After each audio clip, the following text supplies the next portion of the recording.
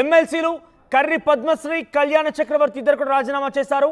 మరి కాసేపట్లో మండలి చైర్మన్ కలిసి రాజీనామా లేఖలు కూడా సమర్పించే అవకాశం కనబడుతోంది. అయితే ఇప్పటికే వైసీపీ ఎమ్మెల్సీలకు సంబంధించి సుమారుగా 58 ఎమ్మెల్సీ స్థానాలు ఉన్నాయి ఆంధ్రప్రదేశ్ రాష్ట్రంలో. దీంతో 38 స్థానాలు వైసీపీ దగ్గరే ఉన్నాయి. దీంతో కొంత అటు టీడీపీ ప్రభుత్వం కూడా ఏదైనా నిర్ణయం తీసుకోవాలన్నా కూడా అటు శాసనసభలో చట్టం రూపకల్పన దాల్చినప్పటికీ అది మండలికి వెళ్ళేసరికి కొంత ఇబ్బందికరంగా ఉంటుంది. కాబట్టి చాలా మందిని కూడా తమ తిప్పుకునే ప్రయత్నం చేస్తోంది టీడీపీ. కానీ ఇప్పుడున్న పరిస్థితుల్లో చాలా మంది కూడా వైసీపీ అధినేత జగన్మోహన్ రెడ్డికి భయమో భక్తో అవరంతా కూడా పార్టీ వీయడానికి ఇబ్బంది పడుతున్నారు. కానీ తాజాగా ఇద్దరు వైసీపీ ఎంపీల రాజీనామాతో ఒక్కొక్కరిగా రాజీనామాల పర్వం తెరలేపుతోంది. వైసీపీకి సంబంధించి ఇద్దరు ఎమ్మెల్సీలు కర్రి పద్మశ్రీ కళ్యాణ చక్రవర్తి ఇద్దరు కూడా రాజీనామా చేయడంతో మరింతగా ఈ సంఖ్య పెరిగే అవకాశం ఉన్నట్టు తెలుస్తోంది. ఇప్పటికే ఇద్దరు ఎంపీలు మోపిదేవి వెంకటరమణ బీదా మస్తాన్ రావు ఇద్దరు కూడా రాజీనామా చేశారు.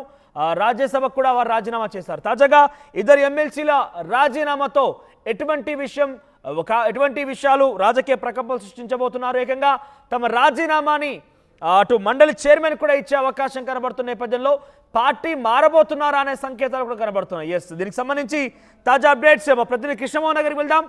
కృష్ణమోహన్, వీళ్ళకి రాజీనామాలకు ప్రధాన కారణం ఏంటి? పూర్తిగా అటు ప్రభుత్వం నుంచి కోల్పోయినప్పటికీ ఎమ్మెల్సీగా కొనసాగుతున్నారు కాబట్టి ఈ సమయంలో పూర్తిగా అటు ఎమ్మెల్సీ పదవితో పాటుగా వైసీపీ కూడా రాజీనామా చేసే అవకాశం కనబడుతోందా?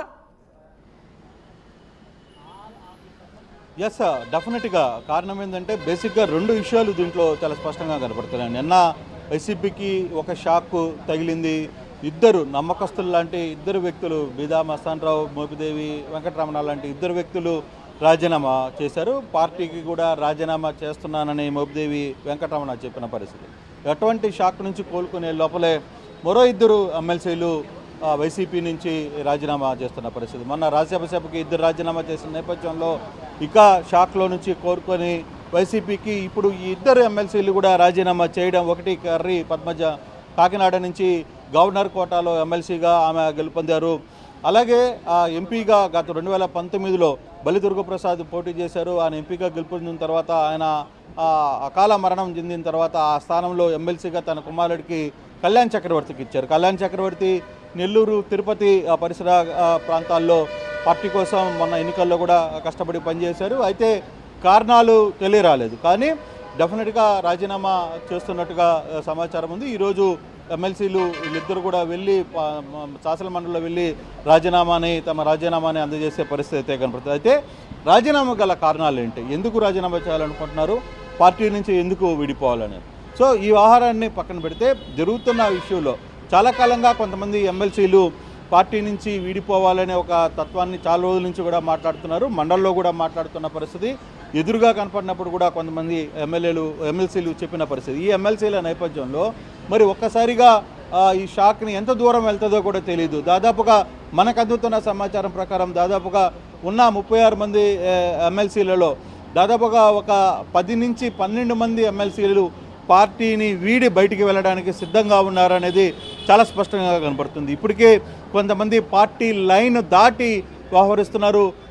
కొందరు అధినేత వైసీపీ ఎమ్మెల్సీ అధినేత చెప్పిన ఆదేశాలను కూడా లెక్క చేయకుండా మండల్లో కూర్చుంటున్న పరిస్థితి కూడా మనం చూసాం. సో ఇవన్నీ కూడా దాదాపుగా ఈ వారం రోజుల లోపలే ఈ రెండింటితో పాటు ఒక 5-6 మంది ఎమ్మెల్సీలు బయటికి వెళ్ళిపోయే పరిస్థితి అయితే కనపడుతుంది.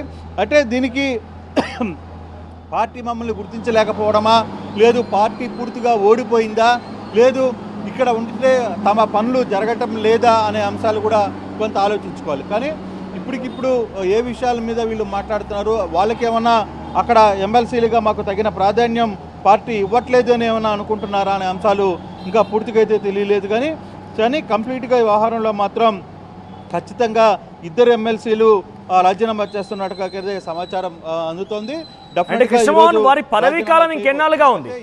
అంటే ఇక్కడ నిన్న వైసీపీ ఎంపీలుగా రాజీనామా చేసిన వాళ్ళ సమయం సుమారుగా సంవత్సరాల పైగా పదవీ కాలం ఉండగా వారు రాజీనామా చేసినట్టుగా తెలుస్తోంది. కాబట్టి ఇక్కడ ఎమ్మెల్సీలకు సంబంధించి పదవీ కాలం ఎంతవరకు ఉంది?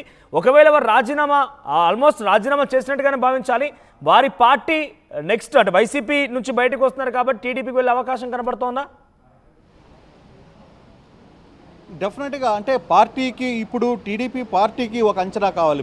టీడీపీకి అసెంబ్లీలో బలం ఉంది కానీ మండల్లో బలం లేదు. టీడీపీకి అసెంబ్లీలో తమ బిల్లుల్ని ఓకే చేసుకునే పరిస్థితి ఉంది కానీ మండలికి వచ్చేసరికి అక్కడ అభ్యంతరాలు వ్యక్తమయ్యే పరిస్థితి. ఎందుకంటే మొన్నటి వరకు అక్కడ సరైన నేత లేడు ఎమ్మెల్సీలకి వైసీపీకి అన్నారు. కానీ ఇక్కడ బొత్స సత్యనారాయణ గెలవడంతో ఒక వాయిస్ వైసీపీ తరఫున నిలబడే పరిస్థితి ఉంది. కానీ ఇప్పుడు ఆ వాయిస్ని నిలబడితే రేపు బిల్స్ విషయంలో కావచ్చు, లేకపోతే కొన్ని అంశాల మీద ఖచ్చితంగా టీడీపీకి కొంత మండలిలో ఇబ్బంది జరిగే పరిస్థితి ఉంటుంది. అటువంటి నేపథ్యంలోనే వీళ్ళు ఒక నిర్ణయం తీసుకుంది.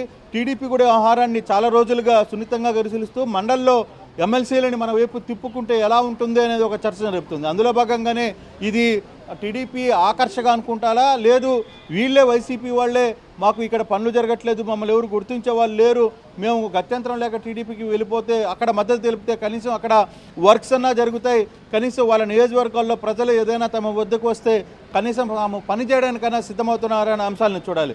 ఇప్పుడు ఈరోజు మాత్రం ఇద్దరు కర్రీ పద్మశ్రీ కానీ లేకపోతే చంద్రశేఖర్ ఎమ్మెల్సీ కళ్యాణ్ కావచ్చు, వీళ్ళిద్దరు కూడా ఇక్కడ నుంచి మరి కాసేపట్లో రాజీనామా చేసే పరిస్థితి కనబడుతుంది.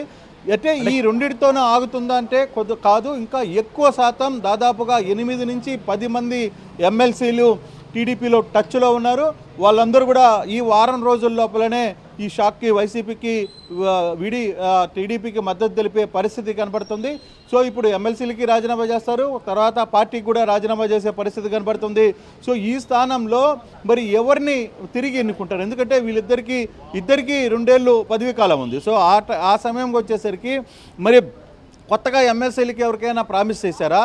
లేదు, పార్టీకి కూడా రాజీనామా చేస్తున్నారు కాబట్టి ఎమ్మెల్సీల స్థానంలో టీడీపీ నుంచి కొత్త వ్యక్తులకి ఇచ్చి వీళ్ళకి వేరే అవకాశం కల్పిస్తారు. ఎందుకంటే రాబోయే రోజుల్లో ఇక ఈ ఎమ్మెల్సీలకు సంబంధించి పూర్తిగా కూడా తెలుగుదేశం కైవసం కాబోతుంది. అక్కడ ఒక్క ఎమ్మెల్సీకి కూడా ఇక నిలబడే పరిస్థితి లేదు, కేవలం ఒక్క బొత్స సత్యనారాయణ మాత్రమే మిగిలే పరిస్థితి ఎందుకు ఉంటుంది.